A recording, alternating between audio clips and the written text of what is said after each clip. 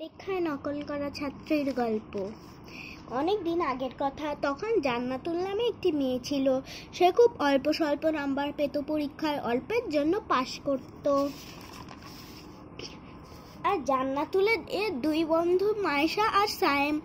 মায়েশা সবসময় পরীক্ষায় প্রথম হতো আর সায়েম সবসময় পরীক্ষায় দ্বিতীয় হতো। একদিনের ঘটনা, তখন বার্ষিক পরীক্ষার 10 দিন আগে। জান্নাতুল মায়েশার বাড়ি গেল, বলল, মায়েশা চল আমরা মাঠে খেলতে যাই। আসলে জান্নাতুল ভেবেছিল সে খেলবে আর তার পড়ার সময় নষ্ট হবে আর সে ফেল করবে, কিন্তু মায়েশা বলল, এখন বাইরে গেলে মা বকা দিবে, তার চেয়ে আমি বিকালে খেলবো। জান্নাতুল বিরক্ত হয়ে বলল, ও বিকালে তো আমার সাথে অন্যরা থাকবে।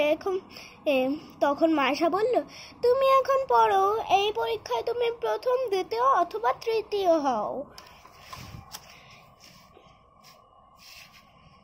জান্নাতুল তখন বিরক্ত হয়ে চলে গেল। বিকালে মায়েশা মাঠে খেলতে গেল। বলল, জান্নাতুল আমি চলে এসেছি। কিন্তু তখন জান্নাতুল বলল, এখন তো আমার তোকে লাগবে না, এখন তো সায়েম আছে। তখন সায়েম বলল, আরে তুই এমন করিস কেন, দে না তোর ব্যাটটা, তোর সাথে তো অনেকক্ষণ খেললাম। জান্নাতুল রাগ হয়ে বলল, আমি ওর সাথে খেলবো না, ও একটা বদ মেয়ে। সায়েম বলল, ছি ছি জান্নাতুল বন্ধুর সাথে এমন করে না, তুমি না ভালো। এমন সময় আসরের আজান দিল। মায়েশা বলল, ঠিক আছে তোরা খেল, আমি যাই, নামাজ পড়তে হবে। এই বলে সে চলে গেল। সায়েম বলল, এটা কি হলো, দে তুই তোর ব্যাটটা, 1 মিনিট হলেও খেলতো। জান্নাতুল বলল, বেশ হয়েছে, যখন ডাকলাম তখন নুসাই, এখন হয়েছে না, ওর খেলার দরকার নাই।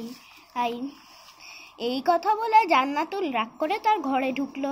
পরপর কয়েকদিন সে ঘর থেকে বের হলো না। তার ঘরের দরজা রেখেছিল বন্ধ করে।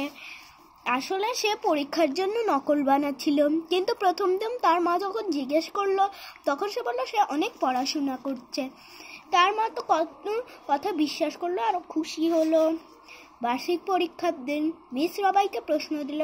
কিছুক্ষণ বসে বাইরে হাঁটতে লাগলো। এই সুযোগে সে নকল বের করে দেখে লিখতে লাগলো।